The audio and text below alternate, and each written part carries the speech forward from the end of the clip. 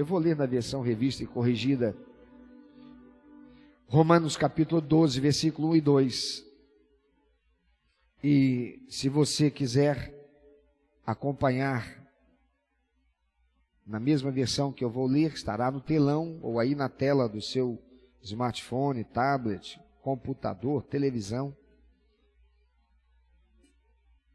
Romanos capítulo 12, versículos 1 e 2. Eu vou pedir os irmãos aqui para me darem condição de beber um copinho d'água, vocês lerem o mais alto que vocês conseguirem, apesar da máscara que vocês estão usando. Tá bem? Tomando cuidado de respirar nas pontuações para que todos possam ler no mesmo ritmo. Vamos juntos? Vamos lá? Rogo-vos.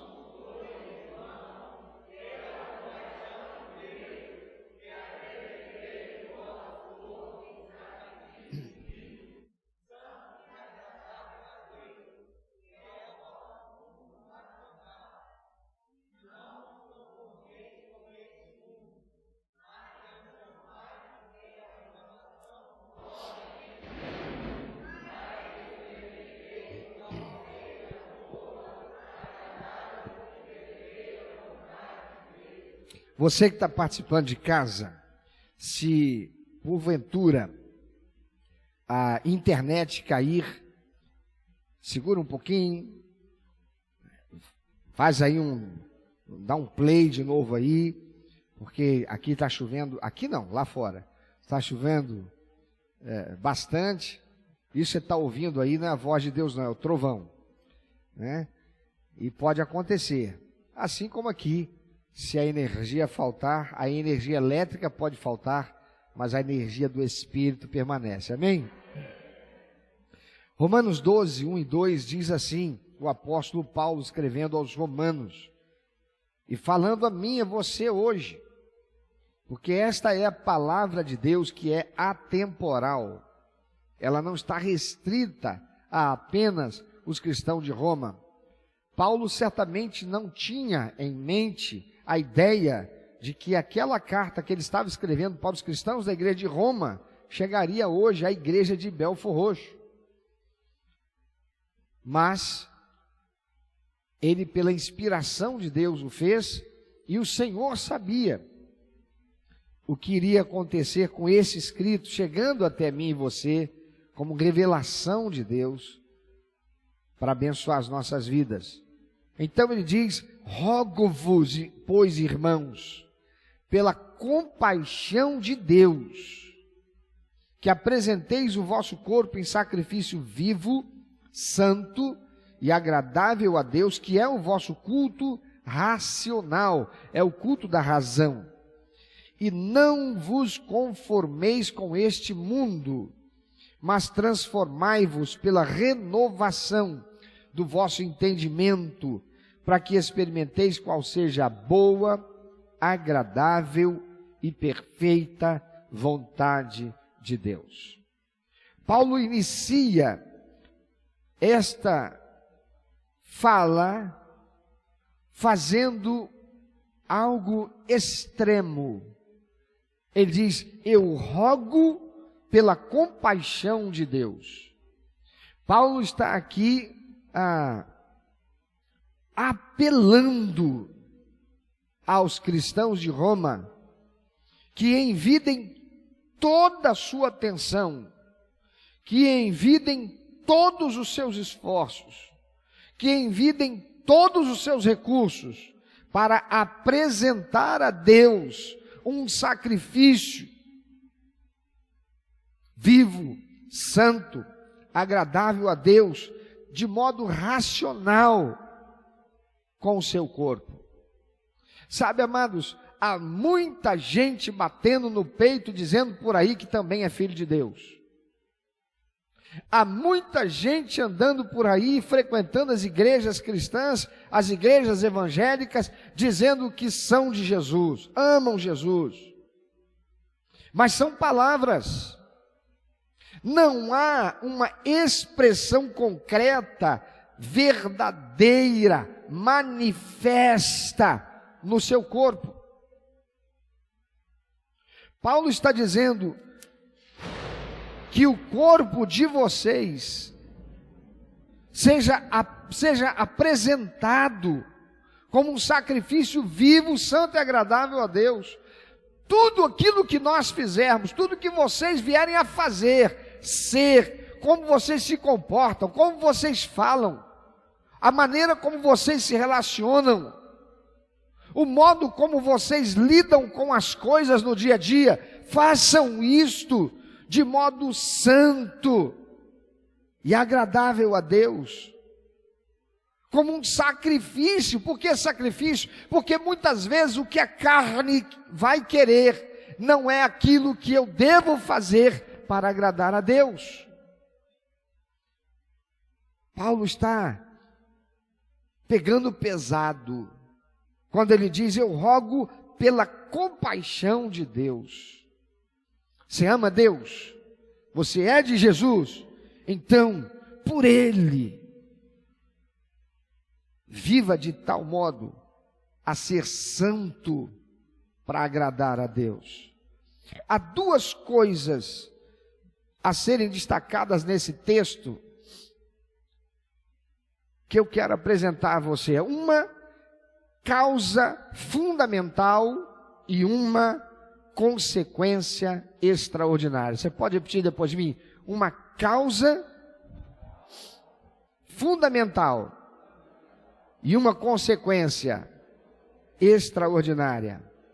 Causa fundamental, Paulo está dizendo aqui, consagração do corpo, experimentando a renovação do entendimento pelo exercício da razão que provoca a transformação de vida. É isso que Paulo está dizendo. É preciso que a vida de vocês seja consagrada, de tal modo a que experimentem uma renovação do entendimento pelo exercício da razão que provoca a transformação de vida. Olha, até uma certa idade, até a pré-adolescência, a criança ela é conduzida e ela é ensinada levando-se em consideração a capacidade intelectual que ela possui. A criança, ela tem um entendimento concreto das coisas. Se você falar alguma coisa subjetiva, ela não vai entender. Por isto que a palavra de Deus diz assim: não retire a vara da correção da criança. Ele não fala isso com relação ao adulto, ele não fala isso com relação ao adolescente, ele está falando em relação à criança. Por quê? Porque a criança, ela absorve, ela compreende aquilo que lhe é apresentado, considerando a sua capacidade intelectual. Se você disser, e ela nunca viu, olha, pega aquele pau para mim, aquela madeira para mim, se ela nunca viu, você vai ter que apresentar para ela. Você vai ter que mostrar, filhinho, isso aqui é pau, ó, é duro. Para você dizer para ela que machuca, você tem que construir para o entendimento dela o que significa machucar. Você quer mostrar para a criancinha que o choque dói, você diz, ai, doeu. Você associa a palavra à ação, para que ela entenda. Já um adolescente, não. Um adolescente, a palavra de Deus não diz, por exemplo, para você usar a vara. Por quê? Porque o adolescente já tem compreensão das coisas subjetivas. Ele, para ter um comportamento, assim como jovem, assim como adulto, será necessário ser convencido. É assim ou não é?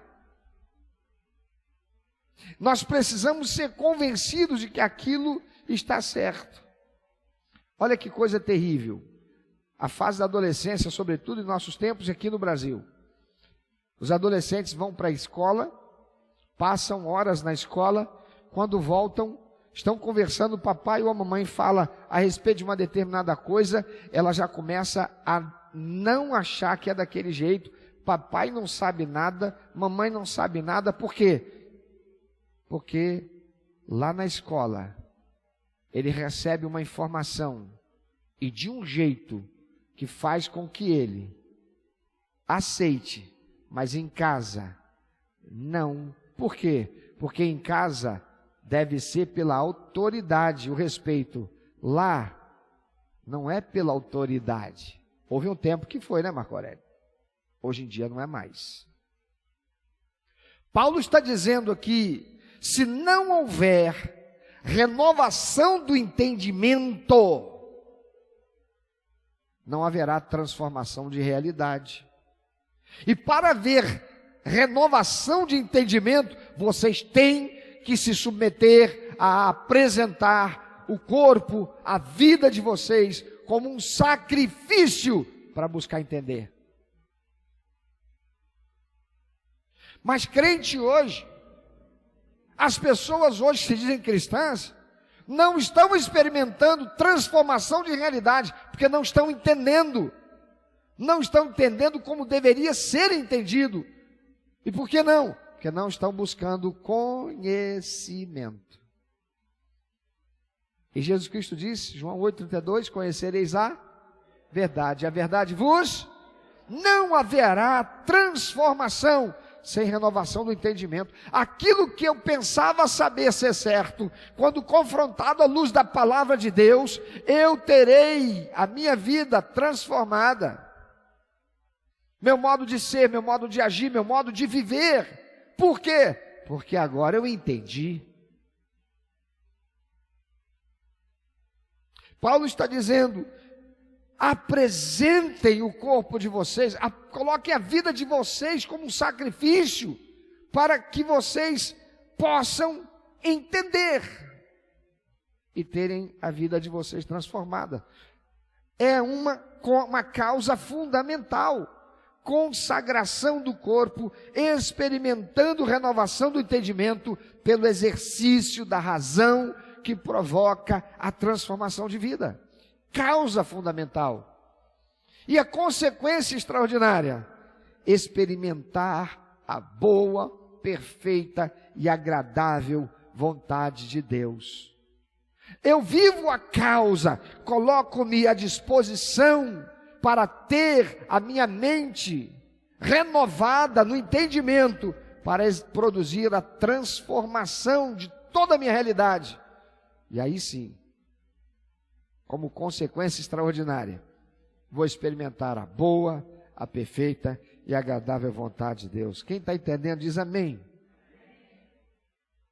Amados, a vontade de Deus é nos fazer abençoados.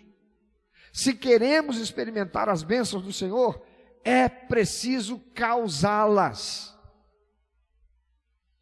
As bênçãos de Deus nesta terra têm que ser provocadas, porque a única bênção que não podemos causar foi promovida pelo Senhor em Cristo Jesus na sua morte vicária na cruz.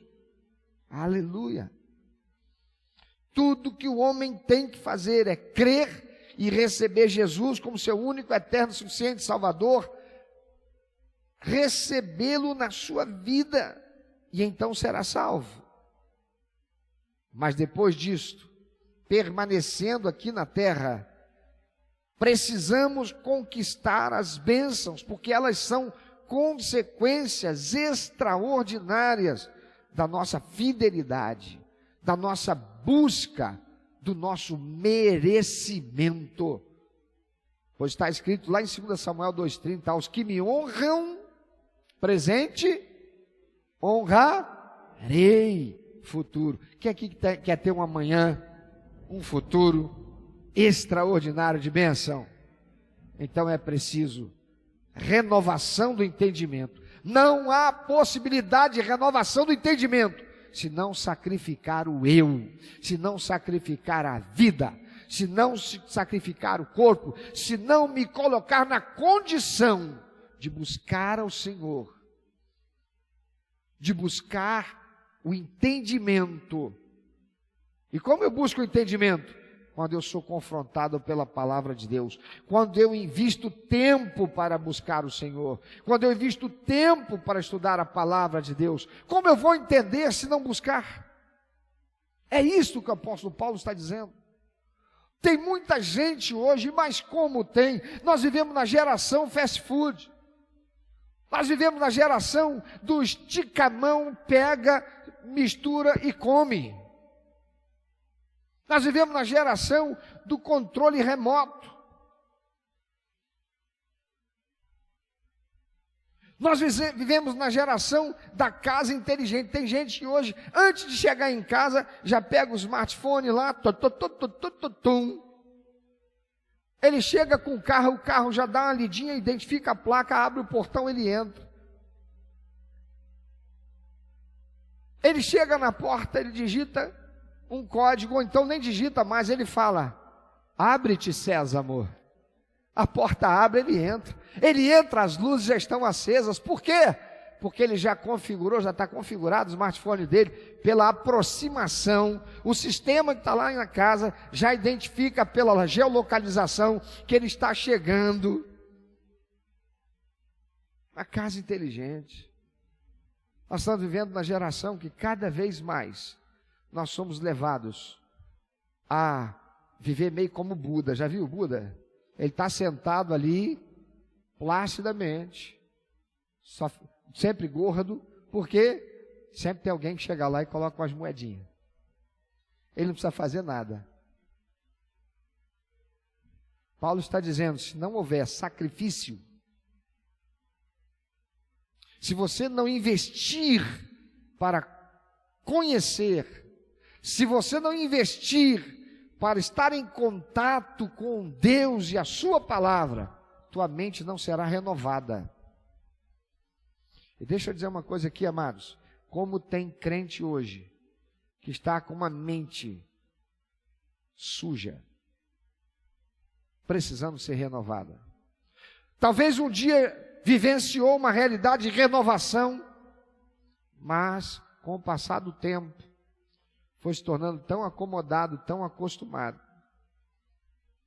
que hoje já não está mais conseguindo entender as coisas espirituais, porque as coisas espirituais só se discernem espiritualmente. Diga para mim, qual é a ciência que provoca, ou que produz, ou que possibilita ao homem conhecer Deus? Conhece alguma? Alguém poderia dizer assim, teologia, pastor, o senhor não é formado em teologia? A teologia não possibilita ninguém conhecer Deus.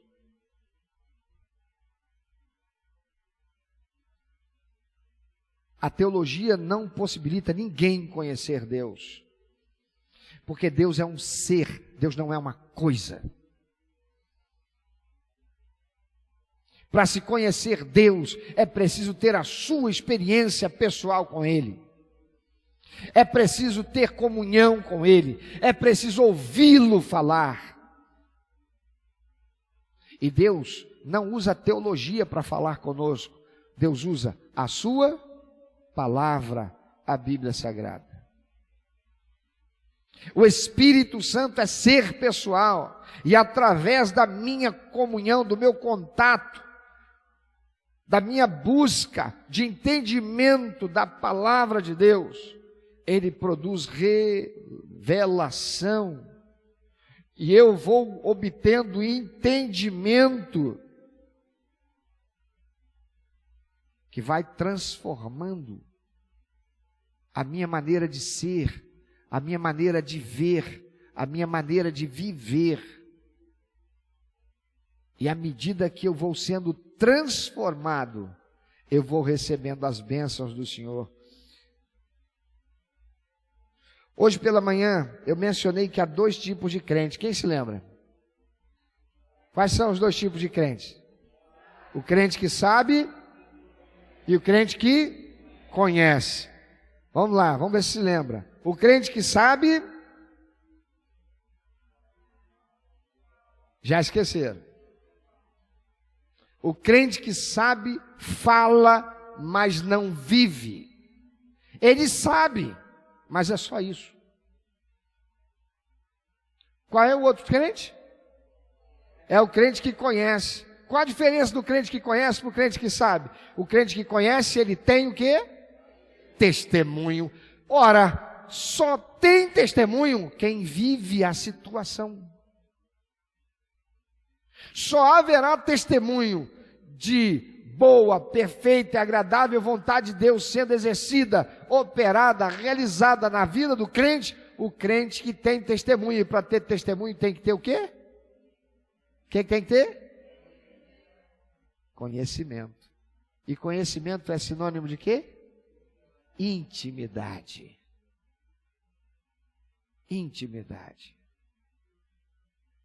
O apóstolo Paulo, poderíamos então parafrasear o que ele escreveu aqui, dizendo: rogo-vos, pois, irmãos, que tenham intimidade com o Senhor e a sua palavra, para que o entendimento de vocês provoque a transformação da sua vida na medida que ele for renovado. Aí vocês vão experimentar a boa, perfeita e agradável vontade de Deus. Somente aquele que conhece consegue uma virada na sua vida, porque se consagra, se afasta do pecado, passa a viver buscando a Deus e pela razão o adora em espírito e em verdade, e isso glorifica o nome do Senhor, faz o Senhor honrado, e a promessa do Senhor é abençoar aquele que o honra. Nós temos uma causa fundamental. A causa fundamental é consagração. A causa fundamental é o exercício da busca de entendimento do Senhor. E a consequência extraordinária é que na medida que a busca desse conhecimento do Senhor vai provocando entendimento, que vai gerando transformação no meu ser e provocando as bênçãos de Deus sobre a minha vida, sobre a tua vida, sobre a vida daquele que ama a Deus. Tudo que o homem precisa fazer é buscar entendimento. João capítulo 12, versículo 26, o Senhor Jesus diz: se alguém me serve, siga-me, e onde eu estiver, ali estará também o meu servo. E se alguém me servir, o Pai o honrará. As bênçãos de Deus só vêm para quem conhece, não vem para quem sabe. Quem sabe não sai do lugar. Quem sabe está só no controle remoto espiritual. Quem sabe só manda o WhatsApp com pedido de oração, mas não toma uma atitude para exercer transformação da sua realidade. Quem conhece tem testemunho, tem prática de vida. Jesus diz: se alguém me serve, então me siga. E onde eu estiver, ali estará também o meu servo. E se alguém me servir, o Pai o honrará. Como é que nós podemos servir ao Senhor? Se não entendermos o que é que devo fazer para que Ele se sinta honrado. Se eu não souber o que é que agrada ao Senhor, como eu poderia honrá-lo? Se eu não souber, se eu não entender que aquilo que estou fazendo, da maneira que estou fazendo, é errado aos olhos de Deus, e por causa disso, não poderei ser abençoado. Mas para ser abençoado, eu preciso então entender que isto é errado. Então isto aqui desagrada a Deus. Então eu sou transformado por esse entendimento e passo a fazer diferente. É isso que o apóstolo Paulo está dizendo. Você quer ter uma virada na tua vida? Então, transforme-se em alguém que provoca as bênçãos de Deus passando a viver uma vida de santidade e compromisso com Deus e a sua palavra. Mas o que é viver uma vida de santidade? Somente para aqueles que são sábios, somente para aqueles que conhecem, mas também para os que sabem. O que é santidade? O que é ser santo? É ser separado e exclusivo para Deus. Não é preciso ir para um mosteiro, não é preciso se tornar um eunuco, não é preciso deixar a vida do relacionamento com familiares e amigos, não é preciso passar a vestir-se com roupões, nada disso. Santidade é ser exclusivo e separado para Deus. Ser exclusivo, eu não faço o que o mundo diz que é o certo.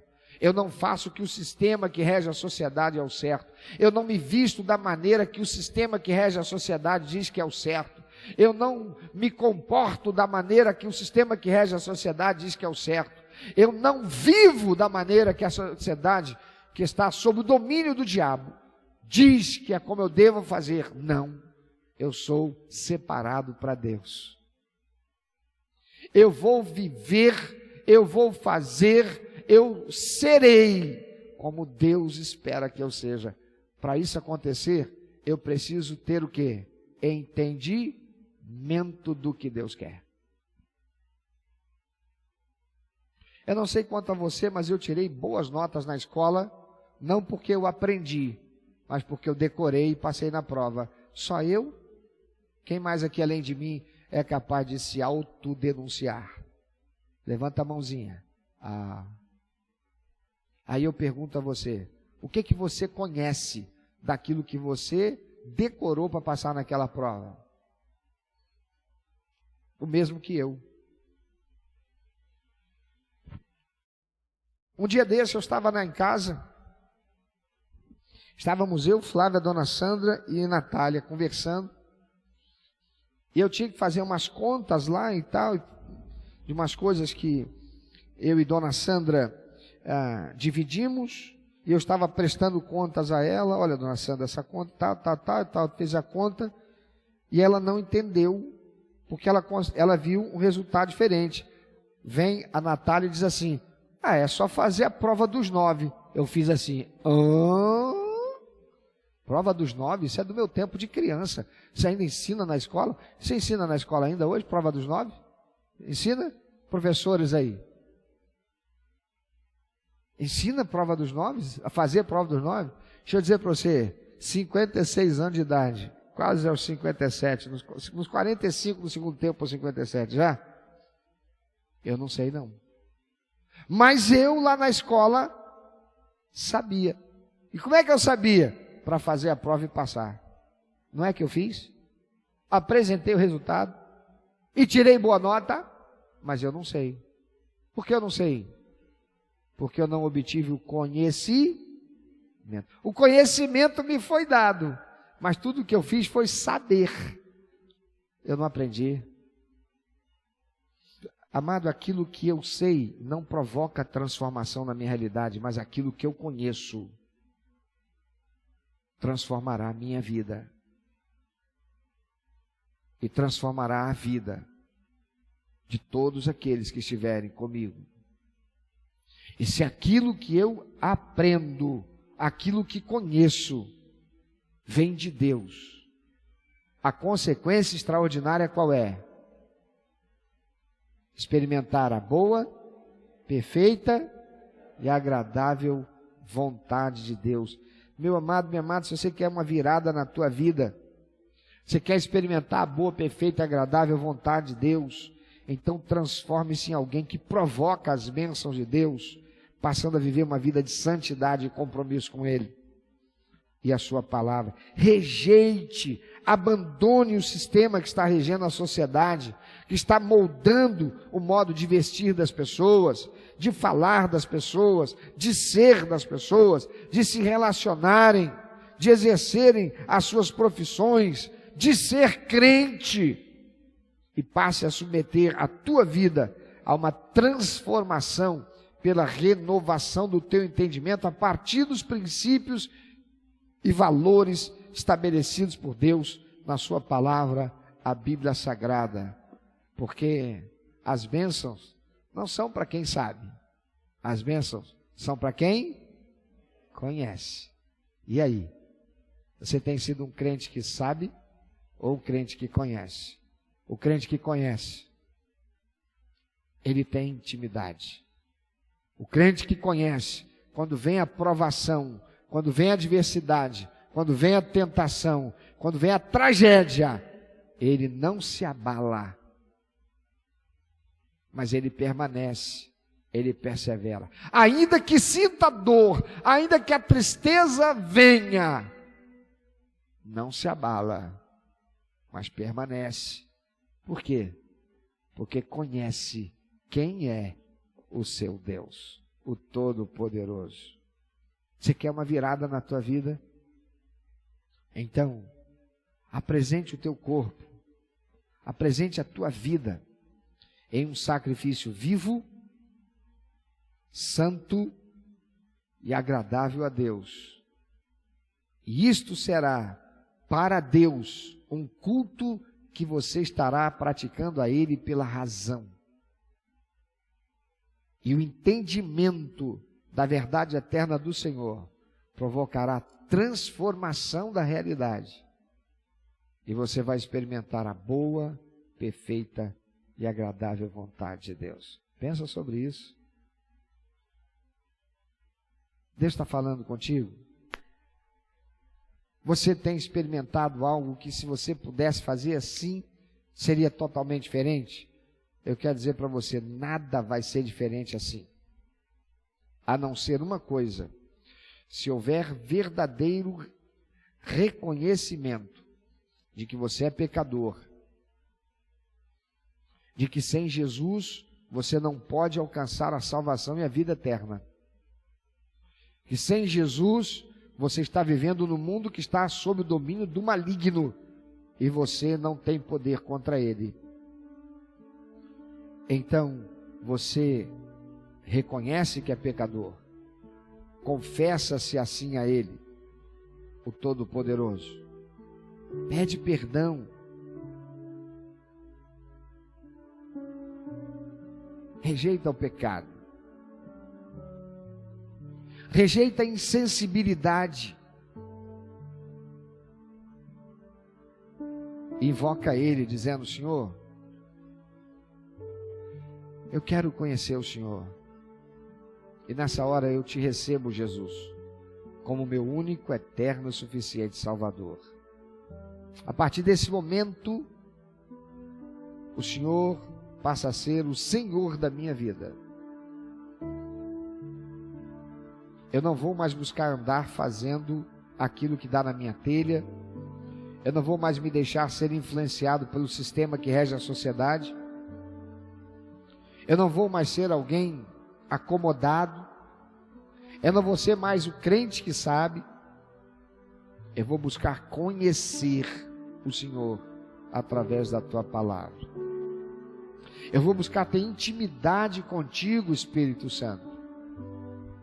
Eu preciso experimentar algo novo na minha vida. Eu quero ser transformado. Eu preciso de Ti, Senhor. Eu preciso de Ti. E nessa hora, Senhor, eu faço uma aliança contigo. Eu não tenho outro Salvador senão o Senhor. E eu vou viver a minha vida daqui para frente, buscando conhecer o Senhor, para ter o meu entendimento transformado. A minha vida transformada pela renovação do meu entendimento. Eu preciso experimentar as bênçãos que o Senhor tem para mim.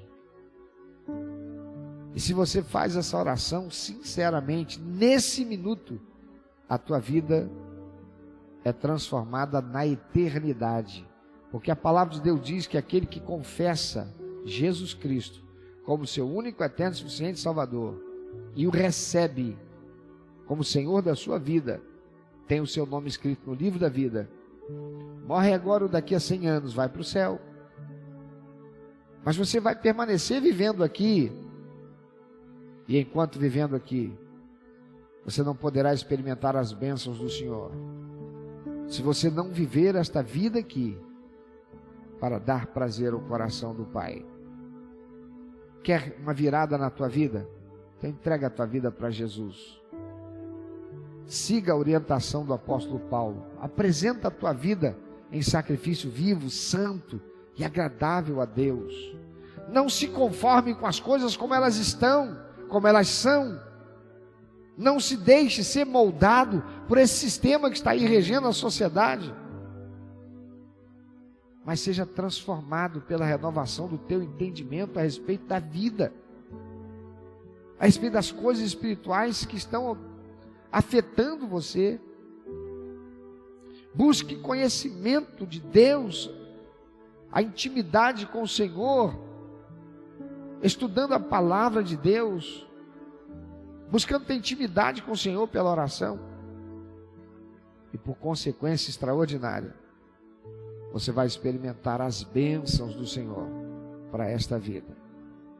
Eu não estou dizendo aqui que você vai ter carro, casa própria, vai deixar de ser empregado para ser empresário, nada disso.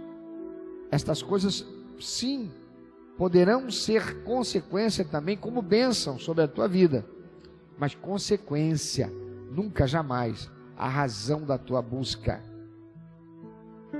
Porque as bênçãos de Deus são consequência.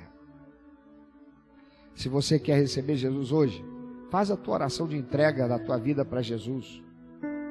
Se você quer deixar hoje ser o crente que sabe para se tornar o crente que conhece, fala aí com Deus, diga para ele: Senhor, eu quero confessar, eu tenho sido um crente que sabe, mas na hora do aperto, da dificuldade, eu não lembro nada, porque a verdade é que eu não conheci.